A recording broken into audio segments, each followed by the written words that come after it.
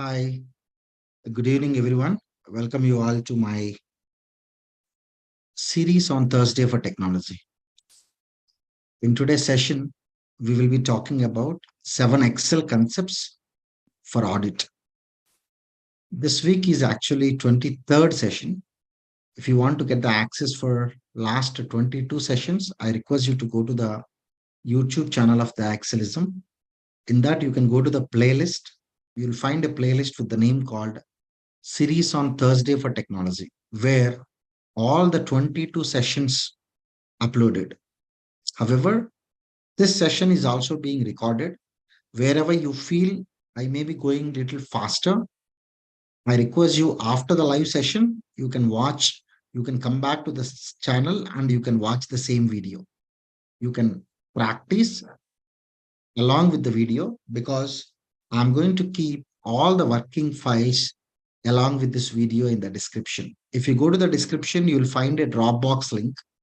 In the Dropbox link, you will find you once you click it, a folder will get open. In that, you will find all the working files. Without taking much time, let me jump into the today's topic. The topic 7 Excel concepts for audit. As you all know, this is what the folder I'm talking about. Thursday for Technology. In the 23rd session, this folder access I have already provided in the description. I request you to please look into the description link. Let me open the working files. First, we'll see what are the topics I'm going to cover. I have chosen 7 topics in such a way which are very much helpful day in and day out for the people who are in the audit domain. May not all the 7 relevant, but some people, all 7 may be required. For some people, maybe 6 are required. For some people, that maybe 4 are useful. But I feel at one or other point, you may need to use all these 7 concepts. Before going me further, I request all of you, please confirm whether my voice is clear or not. Please confirm whether my voice is clear. In the meanwhile, if you feel these topics are important, these topics you may be using day in and day out, you can you can forward or you can share this link to all of your friends, maybe at your audit offices, your colleagues, so that they will get benefit out of this session. Can someone please confirm whether my voice is clear on the screen is visible before me taking this topic further?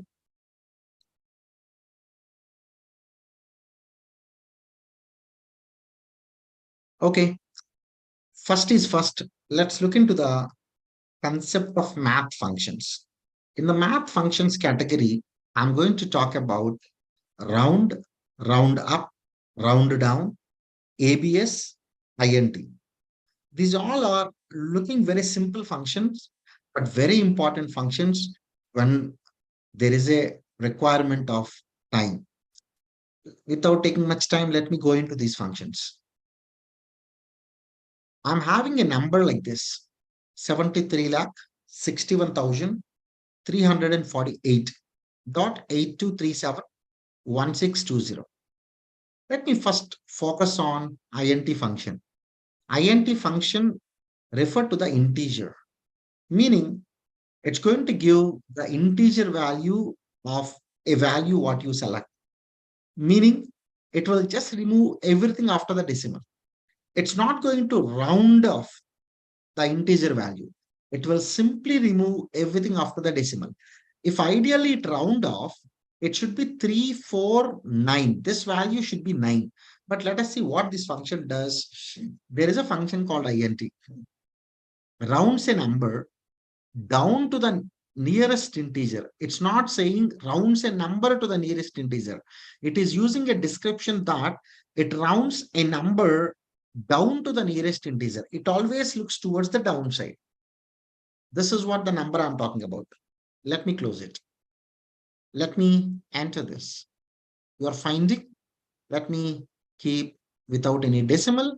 So let me remove the decimal. This is what it has given. Everything it has removed after the decimal. Though it is 8, it ignored. It removed everything after the decimal, and this is what the part it has given. That is what the int function is.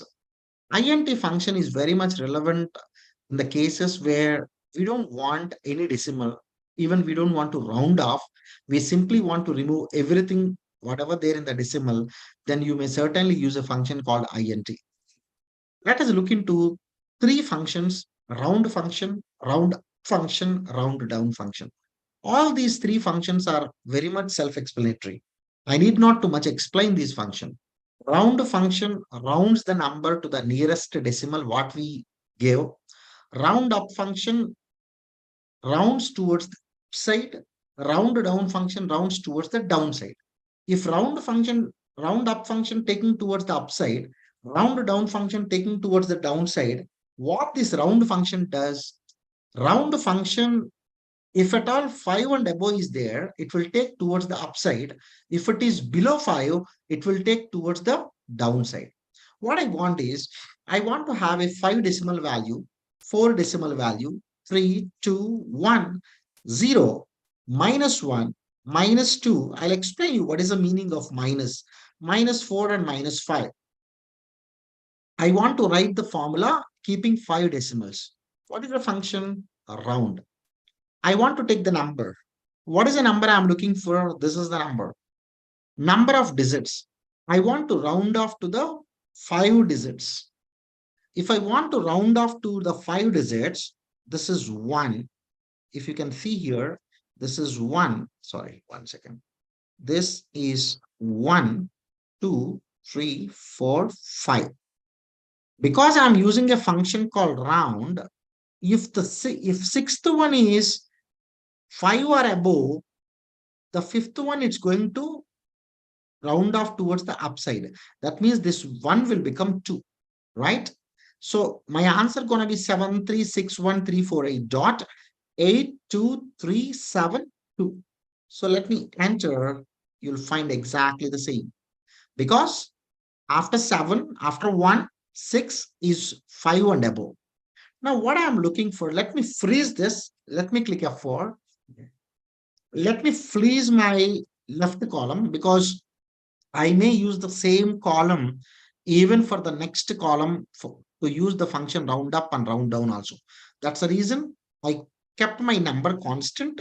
I kept my column constant because whenever I copy paste my formula towards downside, this row should change. 4 should become 5. It should take this. A5 should become A6. It should take this. Let me enter. Now, when I copy and paste this, it's going to round off to the nearest 4 decimal value. When it is nearest 4 decimal, 1, 2, 3, 4. After 7, 1 is less than 5, it will simply take 8237. If I just drag this, you are finding 8237. If I further drag, I'll get dot 824 because after 3, it is 5 and above. When I further drag, it's going to give me 82 because after 2, you're having a value called 3. When I further drag, it's going to give me 8 because after 8, 2 is there less than 5. When I further drag, it's going to round off to the nearest integer. Int function is just removing everything after the decimal. But if you look into the round function, 0 as a second argument, then that means this second argument I'm talking about. If you keep 0, it's going to give you the nearest integer, right? When I further drag, you may surprise the question, Sharon, when I put the decimal, then that means it's going to round off to the nearest decimal. It's a positive value. But what is the meaning of negative value? Now let's have a look. When you are trying to look into this particular function, start analyzing in this way. It's going towards from right side towards the left side. Maybe if I can take like this, it is taking like this. Okay. Otherwise, let me put in this way. It is going in this way. From here, it is going towards the left side. When this is 5 decimal, when this is 4 decimal, when this is 3 decimal, 2 decimal, 1 decimal, exactly dot. That means 0 decimal because I don't want anything after the decimal. When I put -1, it should be 10 multiple value, 100 multiple value, -2, 1000 multiple value, 10,000 multiple value, and so on. So when I put -1 as a second argument, it's going to give me nearest 10 multiple value. Try to understand. Now, because after 4, 8 is there, 5 and above, so it has rounded off to the 50. When I further drag it, 100 multiple value, nearest 100 multiple value, nearest 1000 multiple value, nearest 10,000 multiple value, nearest 1 lakh multiple value. This is what the round function does. Round up function is exactly like a round function, but it's going to round towards the side all the time. Now, what I'll be doing, let me take this F4. Now, comma, you can take this, give the dollar symbol for column. Instead of doing this, since I've already given a proper references, let me take towards the right side. Let me copy paste towards the downside. It automatically taken care the remaining two functions also with the proper answer. But here it has taken the round function. Now what I need to do, I have to make it as a round up, control plus enter, because I want to paste the same formula towards the downside. Now when I take round, let me take round down, control plus enter. Now let us see the difference. In this case, because after 1, 6 is there, it is rounding off towards the upside. That's the reason this and this is correct. But in this case, though after 1, it is towards the upside, it least bother. That means it always looks towards the downside. That means it always looks towards the downside. Round up function always looks towards the upside. That's the difference between round up, and round down function. Let me take a very small demonstration for your better understanding. When I put 100.9999, when I use a function called round down, this comma 0, though it is 9999, it least bother, it always towards downside. My answer is 100. For example, 100.00001. When I use a round function, right? When I put 0, I want to round off to the nearest 0 decimal. It has given me 101, because though it is 00001, it always looks towards the upside. That's the difference between round up and round down function. One of the very important set of mathematical functions. Let's look into the another important function in the mathematical category called ABS function. ABS, I'm sure if you are filing income tax return in the case of intraday or F&O, futures and options, derivative cases, the turnover as per the Income Tax Act should be all positives and negatives total. Meaning you should use the ABS function. ABS is basically an absolute value. ABS, let us see what it does. Returns the absolute value of a number, the number without its sign. Simple.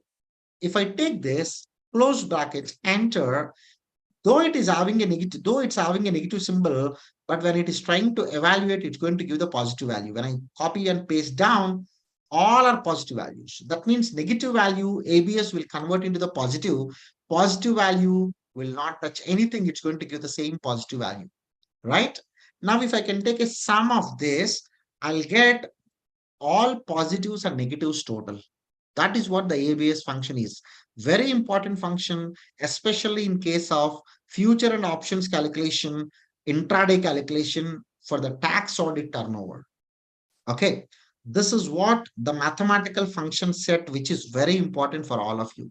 Though there are n number of mathematical functions, as today's concept is only how 7 top concepts which are helpful for your audit work. Let's look into the next concept called date functions. I'm not covering very in-depth of date functions, including network days, work day, and so on. I'm covering all important day in and day out usage functions. Let's say there is a date. If I want to extract the year out of this date, you please tell me what is the function I'm going to use? A very simple function called year. Once you take year, copy and paste, It's going to extract the year out of this date. And when you can extract the year, I'm sure there may be a chance you can even extract the month. When you have a function called year, there must be a function called month. Let me take this month function, enter, copy, and paste it. So I got the month number. You may be surprising. Sir, I want to get the month name. Is it possible? By using a month function, you will only get the month number, but not month name. However, there is a function in Microsoft Excel called a text. By using the text function, you will get the month name, either in the short form or in the full form. Probably I'll cover this. Let's look into the day. If I want to get the day number, you can just take the year, or sorry, date as a argument, just copy and paste it. It is giving you the day number, month number, day number, year number. Let's say I have a data where year, month, day columns are there. But I don't have a date column. I don't have a date column. Then what I'm going to do, how I can get the date? It's very simple. In Microsoft Excel, there is a function called date. It's having year, it's having month, it's having day, close bracket, enter. Once you copy and paste it, you are going to get, by combining all these three, the date format. Many people try to use and symbol, but I don't suggest it, because if you use and symbol, it's going to take as a text. So you will not find two decimal exactly like this. Have a look. Many people may do like this. This join with hyphen, join with this, join with hyphen, join with this. Though this may look like a date, but whenever you use an ampersand symbol, that is for the joining, it's going to give you the final result as a text. And again, you have to use different methodology to convert this into the date format. On top of it, if at all I want to use a function called year, now it's not going to give you the proper result. Okay. Now, if you can see here, it is maybe giving the proper result, but since it is a text, in many cases, I may not use this. Okay. So, and also if you look into the format, this format is not a proper format, meaning 01 is not there, 07 is not there. Then I may need to take the support of another function called text. Instead, a very simple way of calculating the date is the date function, right? So date is a function having year argument, month argument, day argument. We call this as a syntax. You must need to follow the syntax properly. Otherwise, instead of year, if you take a month, instead of month, if you take a year, the answer is going to give you a different value, right? This is what about the date function. What is the function called weekday? This is a day number, but I want to know in a week which day it is. There is a function called weekday. I want to take the serial number. In Microsoft Excel, date is nothing but a serial number which start with 1 as a base date on 1st January 1900. It is continuing every day as a serial number. Now take this date. Second argument is an optional argument. If you can see here, the second argument is in the square bracket. That means without even having the second argument, still I can get my answer. Once you copy and paste this, you are going to get the weekday. But you may be surprising, what is the meaning of 6? If you can start with the Monday, 6 is the Saturday. If you start with Sunday, 6 is the Friday. But whether it takes Monday as a first day or whether it takes Sunday as a first day, by default, if you use a weekday function, Microsoft Excel consider Sunday as the first day. So it considers Sunday through Saturday as 1 to 7. Considering that fact, 6 means it is Friday. For example, you may be thinking, Sharon, I don't want, by default, it is considering Sunday, but I want to take my weekday start from Monday. Then if that is the case, what I'm going to do? Let's use the same function. Take the date, comma. Now, once you keep comma, you have an enumeration. Enumeration is basically the list of values. By default, it may be taking Sunday through Saturday, but it is giving you as an option in the second argument. Sharon, you can decide your own sequence. Now, let me take the sequence Monday through Sunday, 1 to 7. I have taken a code called 11. Once I enter, earlier it was 6, now the answer is 5. From Monday, 5 is a Friday. From Sunday, 6 is a Friday. So once I just copy paste, earlier Sunday was 1, now Monday through Sunday, it is 7. So you can use weekday with one single argument. When you feel Sunday to Saturday, you want to consider. Otherwise, you can consider your own sequence. You can take the support of the second argument, right? There is one more function called edate. Edate is basically, if at all I want to add the number of months, there are many situations for a specific date, we add the number of months. Then what is a function which can help us? Edate is the function. Now I want to take this date. I want to add these many months. If I close it, let me make this with a dollar symbol because I want to make it as an absolute reference, because even if I copy paste down, this particular value should not change. That means if I add 5 months to this particular date, where I'll stand. So December 1st, 2021 is the one I'm going to get as an answer. This is by default giving you in the general format. Let me convert into the short date format. Now, once I copy and paste, now you can see I am at the December month. If I add 5 months, I'll be into the 2020, May 22nd. I am into the April month. If I add 5 months, I'll be into the September. If I'm into the January, if I add 5 months, I'll be into the June, and so on. But this is exactly taking after 5 months. If at all you want to take end of the month, there are many situations where I want to consider till the end of the month. If that is the case, how you can reach to the end of the month? Let me take the support called EVO month. EVO means E means end, O means off, end of the month. Now let me take this start date, comma. Let me take this end date. Now let me put F4, close bracket. Sorry, let me take these many number of months. Now it's going to do exactly the same job what edate function is doing, but only extra activity what it is doing. Now the answer is December 1st. It's going to take to the end of the December month. That is nothing but 31st December. Let me convert this into the short date format, 31st December. Once I copy and paste down, I'll be having this. If you can see properly, for all these dates, it has taken to the end of the month. For all these dates, it has taken to the end of the month. Months are exactly same. There is no difference in the months. If you can see here, this is the month number and this also the month number. There is no difference.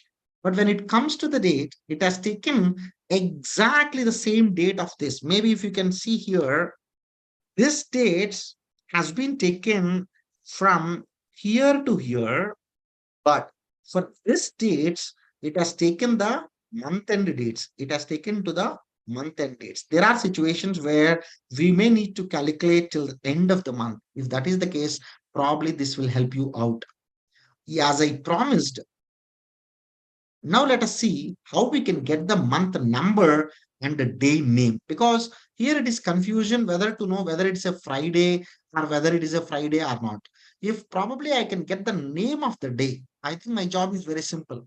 For which let me take the support of the function called text function. There is a function in Microsoft Excel, text, which is going to convert a value into the format what you are looking for.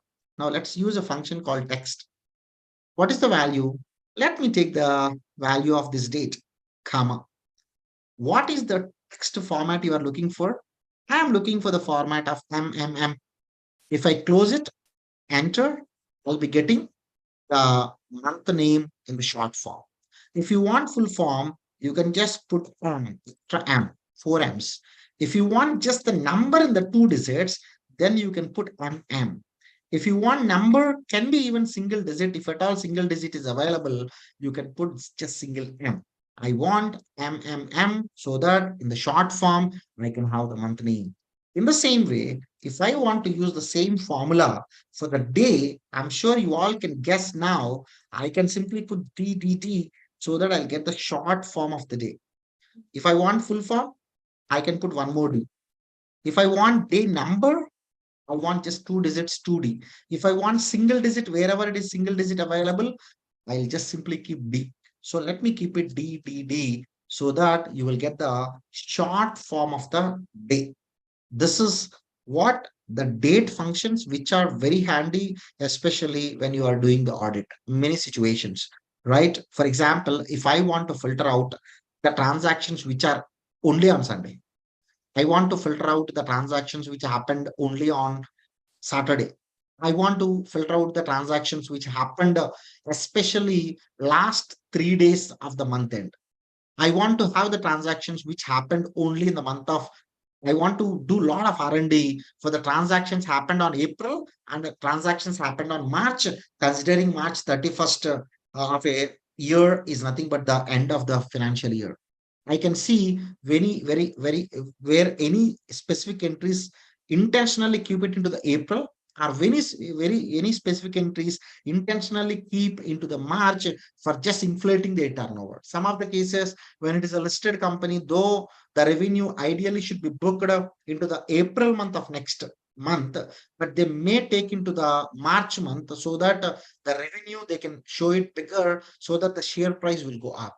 Some of the cases where they don't want to pay the taxes, they don't want to pay immediately the GST, then though it maybe belongs to the March month, but they may take into the April month. So there may be a lot of relevance by looking into March month transactions, April month transactions, and analysis for that, right?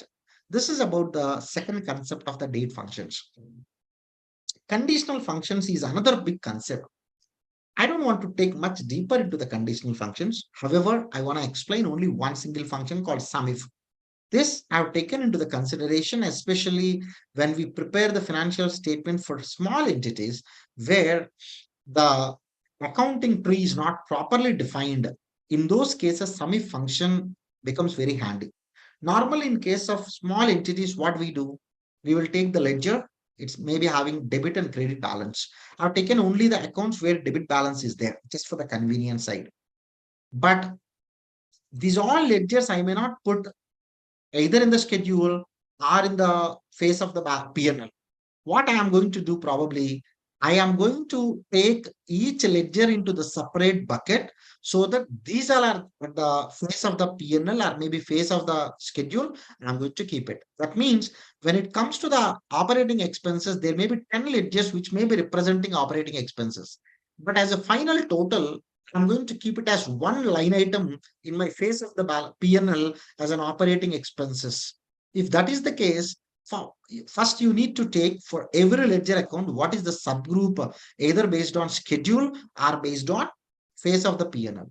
If that is the case, how I can get the total of each respective item. Now, first let me take using the latest function, how many ledger accounts are there, how many groups are there, and I can use a function called unique enter. There are four expense groups are there. Now let me put it here as a expense group. Now I want to get the total of each expense group. Now I want to get the total of each expense group. Now I want to get the amount. How you can write the formula? I can now let's put in a very plain language.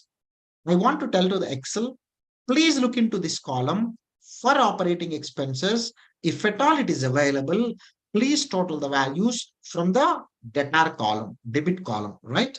Now let me have a function called sum.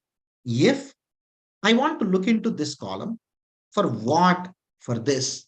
If at all this value is available, then select this column, close bracket.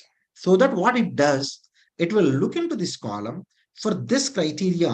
If at all this criteria is matching the respective value from this particular column, it's going to take it. So that total, it's going to give it to you because I'm using a sum if function. But instead of sum, if I put a count, it's going to give the count of it. If I put average, it's going to give the average of it. If I'm going to put max ifs function, then it's going to give you the maximum value. If I put it min ifs function, it's going to give you the minimum value.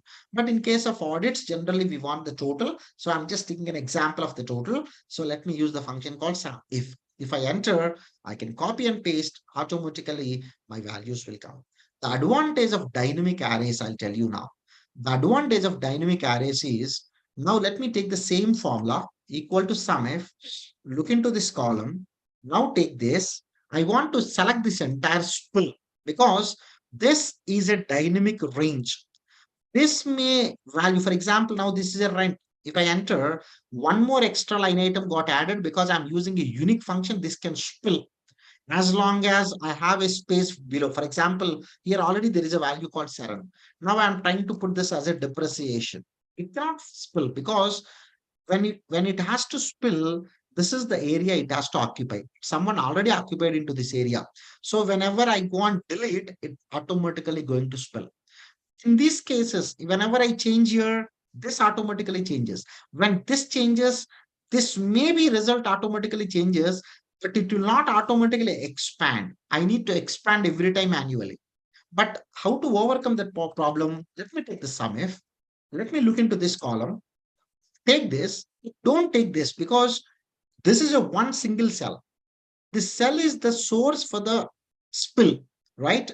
I want to take hash symbol introduced after the dynamic arrays concept in the Microsoft Excel, comma. Now let me total this. Now, this is not just one single value.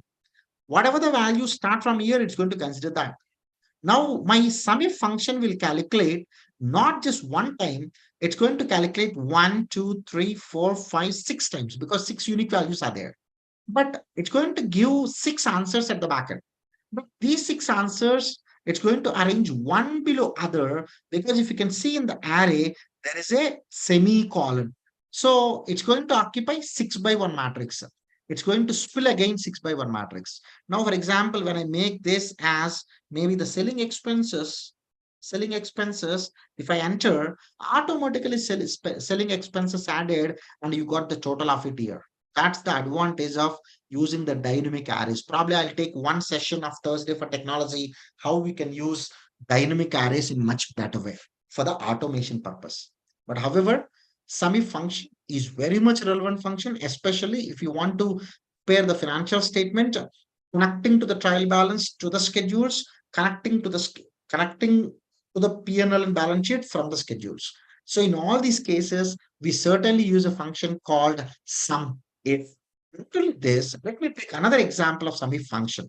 For example, especially in case of futures and options, I'm 100% sure ABS is required just to calculate whether there is a tax angle or not. As per the turnover, as per tax audit, you may need to take all the positives and negatives total in case of either intraday or futures and options.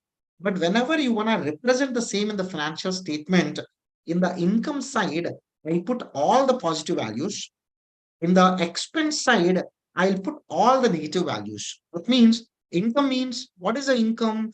Profit from F&O, right? Expense side, loss from F&O. This is what the presentation we do. Loss from F&O. How are you going to get the profit from F&O and loss from the F&O? Let me take a function called SUMIF again. Now, what I want to do, out of this data, I want to calculate the positive values. Now, look into this range for what positive values. Positive value is nothing but greater than 0. Put in the double quotation because I'm using a logical operator. Comma, some range is not required now. It is an optional argument actually. Meaning, Seren, whenever a criteria range is matching with the sum range, then you need not present the sum range. In this case, from this data, I want to filter out which are greater than 0 and I want to sum those values. Same values. That's either you can take third argument sum range like this, enter, even you can remove the third argument, answer is same because the same column of criteria range I want to sum. Now let me copy and paste this formula below, Control C, let me do Control V. I want to get the negative value. Let me put minus, enter. This is what your net balance. So even in those cases, in case of audit, very much important how to calculate this is what your net balance, net value, right? Or profit or loss. Profit may be positive, loss may be negative. Loss may be negative. Now, this is what particulars we do, and this is what the amount. In these cases, we have used a function called SUMIF. Now, probably if I can take the sum of this, I am having exactly 3589. This is what 3589. I got all the positive values. I got all the negative values. This is what about conditional functions. Very important in case of audit. Let's go into the another important thing in formula auditing. Let's say now you are reviewing a file. You want to always cross check whether every value is matching to the trial balance, or every value is coming from the trial balance or not. Or you want to go to a specific value, or you want to come back from the specific formula and so on. Formula auditing is something very important. Let's say I've taken the same example. I've already given the formulas like this. Let's say your friend has given the formulas like this. By looking into this, very difficult because as of now, it may be everything into single page. But there may be situations where they may give some 15 items, 20 items, and so on. Then if that is the case, for a quick identification, what I can do, I can go to the formulas tab in the ribbon menu. There is a section called formula auditing. In the formula auditing section, I can just put it a trace precedence. When I put an option called trace precedence, it's going to give an arrow mark stating that what is the source, what is the precedent for this particular formula, what all of the cells are precedent to this particular formula. So it's going to give you that precedent value so that I can easily identify. Now, for example, for this, let me take what is the precedent. Now let me go to the formulas. Trace precedent, this is the one. Now let's go here, trace precedent, this is the one. Now let's go here, trace precedent, this is the one. And if you can observe carefully, this, this, all these three has properly taken with the blue color. In fact, your analysis could be one after other. Unfortunately, it is not giving everything, it's not giving different colors. It is giving everything into the blue color. There are basically three types of colors you have. Blue color, arrow, then you have black color, and finally you have red color. Blue color means referring into the same sheet, referring into the other sheet or work. Then red color means in case of error. Meaning, for example, I am just removing this particular cell. Let me do control minus up arrow. Now, this is a reference where I'm trying to take a precedent. Okay, ideally there should be an error 1 second. Let's take 10. Now I'm just trying to take this. Now, if I just go here and take a precedent, now whenever I'm trying to take minus this one, when I'm trying to take this with the precedent, okay, red is not appearing now. Ideally, there should be one more color called red in case of errors. But anyway, let me do control Z. Oops, 1 second. Control Y, control Y. Yeah, 1 second. This is what the total, I missed it. Let's go here. Yeah. Now let's take this. Now let me take, in fact, I've taken the same case. Let me paste here. Okay. Now this one, let me take the first one. Just as an example, I'm taking, let's take this. Okay. So when you take this, and when you're trying to put your trace precedents, now it is trying to take to the proper references, right? But whenever you take this is having a reference to the external Excel worksheet. Whenever I click trace precedent, then you're having a black arrow like this. You just double click on this arrow so that it will get open. That means this particular cell is having two precedents. Just double click this, it will take you there. That means it is trying to give you the reference to the other Excel worksheet, right? So this is another one of the very important aspect. Then probably what is the meaning of trace dependence? Now let me remove the arrows by going here.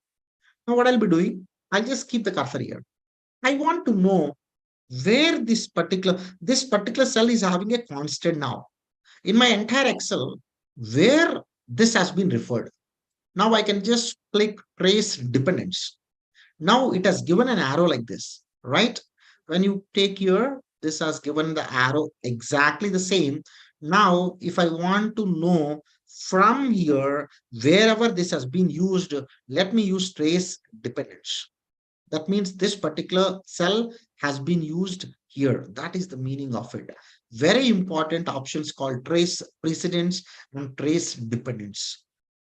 I'm sure probably if time permit, I may take one video and I can upload. There is Big Fours. I'm sure Big Fours are using a methodology called a small macro. What they do, they'll select the entire column of the trial balance, closing balances. They'll try to click the macro. Once they click the macro, for every line item of the trial balance, it's going to give you an option whether there is a reference or not. Now, for example, when I select this, when I'm click trace dependents, then it has just given this and this. This entirely has been referenced to this and this. But when I'm trying to take here, when I'm trying to take here, well, let me go here rather. When I go to the staff welfare, now when I've just put price dependence, it has taken a black arrow here. Now, when I take this, it has even taken black arrow here. That means there is some place, at least there is a reference. If I can select all my, for example, let me take these two for the time being. Now for the time being, okay, let me take these two. Now I'll just click trace dependence. Both has been referred to the outside. Now what I'll be doing, I'll remove the arrows. Let me take this. Let me click dependent. Okay, this particular formula is referred everything into the same sheet, but not into the outside sheet. Let me remove this.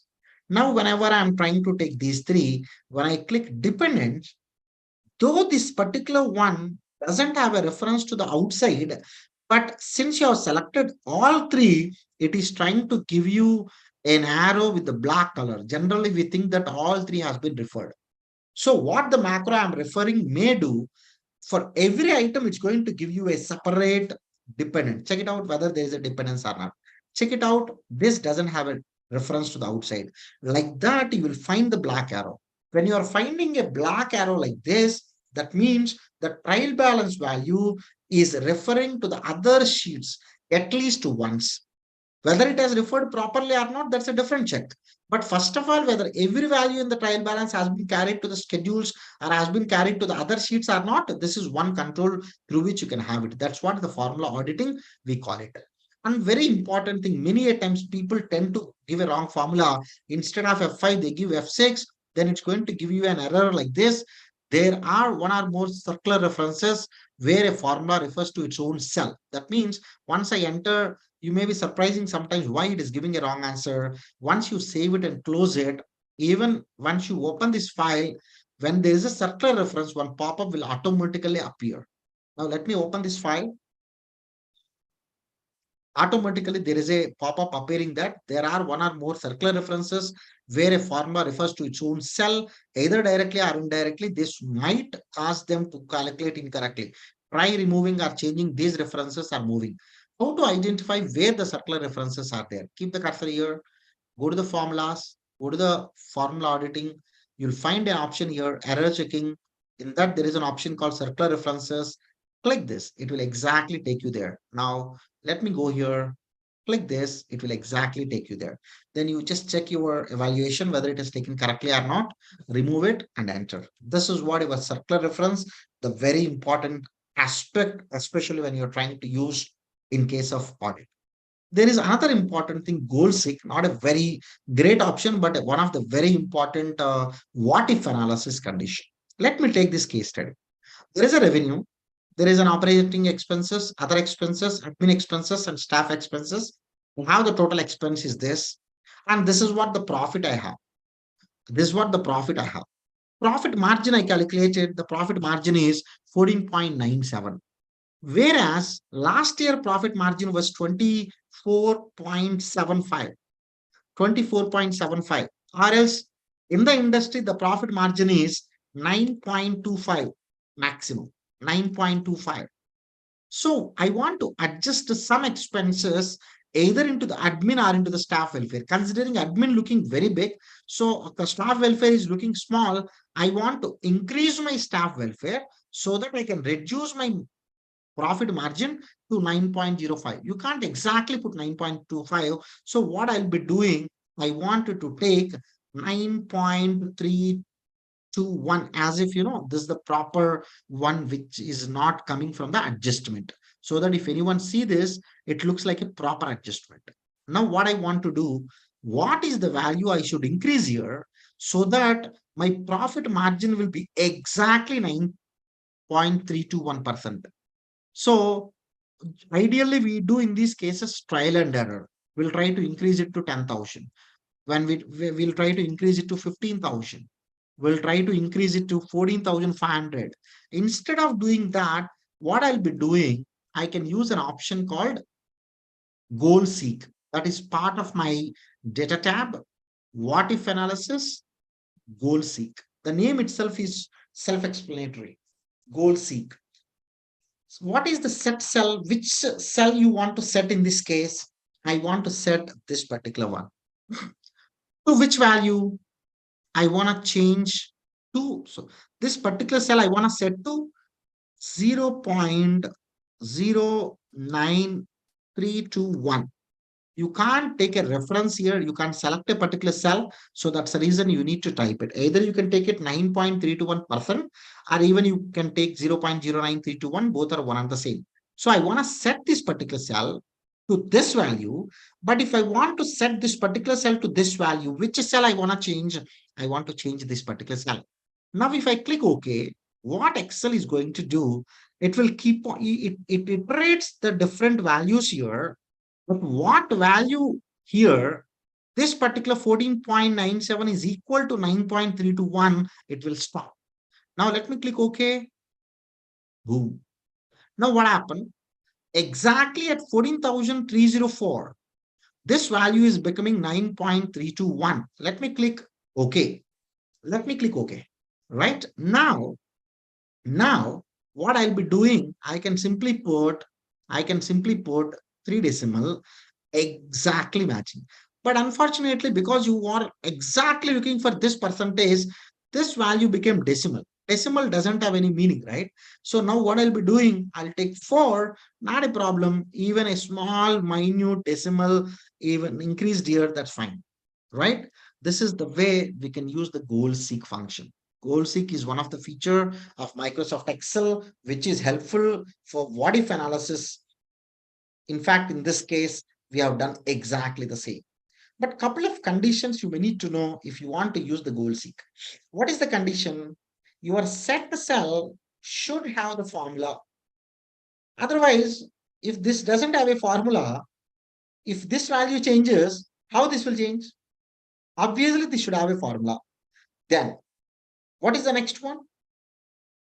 Change cell must have the constant. If this is not a constant, if this is coming as a result from some formula, how this value it's going to change? Because it's a formula, it cannot change. Because it's a constant, it can change. The last but not the least, change cell must be the precedent to the set cell, meaning this may be constant, this also can have a formula, but this should be the precedent to this, may not be directly but indirectly. That means if I change this figure will change. If I'm changing this figure, if this figure is not changing, then if I change this value, what is the meaning of changing this? It cannot do that. So that's the reason you have to make sure that this particular cell must be indirectly a precedent for this particular cell. Let's check it out whether it's a really precedent or not. I can go to the formulas. Let me click precedent for this particular cell. Okay, let me do it. Control X. Let me put it here so that you can see the arrows properly. Let me take the precedent. For this and this are precedent. If I further click it, this particular one precedent is all these cells. Now, this one also, let me put it here so that you can see it properly. Now, let me take this precedent. Now, further click. This particular one is having this and this again, right? This is coming from this and this again. Now, this one also, just to see the arrows properly. Now, let me click here. Now, take here. For this, the precedent is these 2 cells. For those 2 cells, the precedent is these 2 cells. For this 95 to 13, these all 4 cells are the precedent. That means this entire range is the precedent. In an indirect way, if I change this figure, this will change. If I change this figure, this will change. If I change this figure, this will change. That is what the formula auditing we generally do it. Okay. So if I change this, this indirectly will change. That means in an indirect way, for this particular cell, this is the precedent. Okay. In these cases, we can use the goal seek functionality.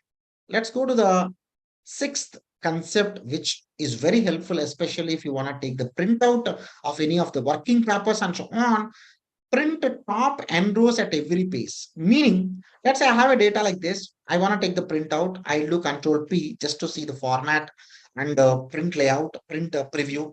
My print preview is fine. But when I go into the next pages, I'm not finding, unfortunately, the top row. How to get the top row is my question here. In that case, if you want to have the top row, go to the page layout. There is an option called print titles. Just click this. Once you click it, there is an option here, rows to repeat at top. Then probably I can take this particular one. Once you take that, once you click OK, then if you go to the print preview, now you can see here, there is a top row. Maybe let me go to the next page. Still you have a top row in the next page. Not only the second page, at every page, you have a top row. Some of the cases where my data is big, let's say the same data is getting repeated, maybe like this. Okay, let's say there are different data, but just as a time being, I'm using this. But when I do Control P, I could only take till discount, but after almost like 61 pages, right? Now, if I go to the next, the second page is repeating. Now, what I'll be doing, I can go to the page layout. How my page, it has to read it is the question. Okay. Not down, then over. It's as of now, read, taking the printout first down, then go to the next columns. But I want to over then now. That means first it's going to take this, then come to the next one, then come to the next one, and so on. Let me click OK now. Now you can go to Control P. Now the extra columns will come into the next page. Unfortunately, for the next page, left columns are not there. Now, what I want here is that I can go to the print titles, not only the top row, I also want to repeat left columns till here. I also want to repeat the left columns till here. Let me click OK. Now you can do Control P. Now you check it out. Even go to the left one. See, it has given you the proper values. I think it has taken till unit sold. For the time being, let me remove this. Now let me do Control P. Now you go to the next one. Though these all are the extra columns of the next columns, however, the first four columns appeared. Even if you go to the next page, top row appeared. Even if you go to the next page, along with the top row, even the left column also appeared. That's what the way you can print the titles. Okay, you can just go to the print titles, just give top rows, just give top left columns, automatically it takes care. Not only that, if you want to have a proper header and footer, I'm sure you can go here and you can start typing whatever you want. But I feel this is not the proper, place to write it and center selection or right selection. Instead, either you can go here, you can have a footer, whatever you want. You can even go here, you can have a header. Instead, you can even go to the page layout. Maybe in the taskbar, you can find three options of page related. One is normal page layout, and the third one is page break view. Let's go to the page layout view. In the page layout, you can find header, footer very properly. You can find here header. Now I can put it, this is the document prepared internally, right? Once I click OK, the same header appeared everywhere. When I go down, I can even have a footer. This document prepared by C.A. Saran Kumar U. Right? Now you can go to the enter. You can go to the, I'm sorry, just come out. You can just go to the normal. Now you go to Control P. At every page on the top, you'll find the header, you'll find the footer, you'll even find the top rows in left column, which are constant. Check it out. This is the way you can keep whatever the items which are required while you are taking the print of Excel document. Last but not the least topic for today, seventh one, production of formulas. hide the formulas in the formula bar to display. For example, when I'm trying to share this file to the other person, there are formulas. I don't want these formulas to be displayed to the other person. Then what I'm going to do, it's very simple. I want to hide the formulas, but I want to protect this entire sheet. While protecting, I want to hide these formulas. Otherwise, only these formulas I want to hide. Now, what I'll be doing, first select everything, then you can right click. There's an option called format cells. Go to the protection. You just unlock everything because I don't want to give any protection to any other cells. I want to give protection only to these cells. Now I can right click. I can go to format cells. I'll click locked. Along with locked, you better click hidden. Locked will make you protect. Hidden at the in the protection, these cells formula bar content will not be displayed. If I click OK, as of now, nothing happened because lock and hidden will have an impact if you only protect your sheet. Now let me go to the review tab. I can go to the protect sheet. Let me give the password here. For the time being, I'm not giving any password, optional password. Now, if I can go here, I can write anything because these cells are not protected. What cells are protected? Only these cells are protected. While protecting, my formulas are not displaying. Excellent. You will not find anything in the formula bar. If you want formulas to be displayed, however, it has to be protected, then you can simply go to the format cells. Then you can uncheck this. Now you can click OK. Now, when you protect it, what happened, it is protected. How do you know that? When you're trying to enter, it will not allow you to edit. However, you can see the formulas because the hidden checkbox is unchecked. That is the way through which you can hide the formulas in the formula bar. That is nothing but the option called protection of the formulas. These all are 7 important concepts which I feel very important for the auditors, especially when they start doing the audit. Each concept is another ocean. Okay, just for make it simple in 1 hour, I have taken essence of every topic and I presented here. That's all for this Thursday for technology, guys. I hope you all enjoyed these sessions. Before closing my session, I want to just give you all a very small announcement. This is not that I'm commercially promoting, but since many people are asking, I announced one batch very recently on consolidation of Power Query. Probably, if at all you all are interested, you can just go to the Razor Pay /console PQ. Otherwise, you can just put a message in the WhatsApp. I can share the link. Whoever in the Thursday for technology, I already shared this. This gonna be 5 days, 6 days elaborate session. Power Query is one of the most powerful ETL engine of Microsoft Excel and Power BI. The same Power Query is there in Excel and Power BI. Okay.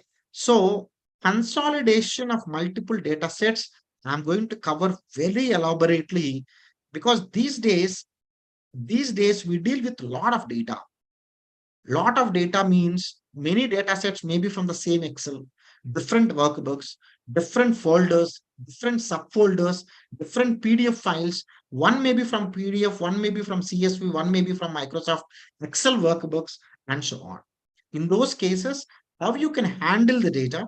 So this gonna be morning 6 a.m. to 7:30 a.m., 1.5 hours. I can give you the access to the recording for 15 days. So whoever really interested, probably you can enroll for this paid course. Other than that, whether you join to the paid course or not, Thursday sessions will continue. That's all for this weekend. I hope you all enjoyed today's session with all 7 important concepts for audit. See you all next Thursday.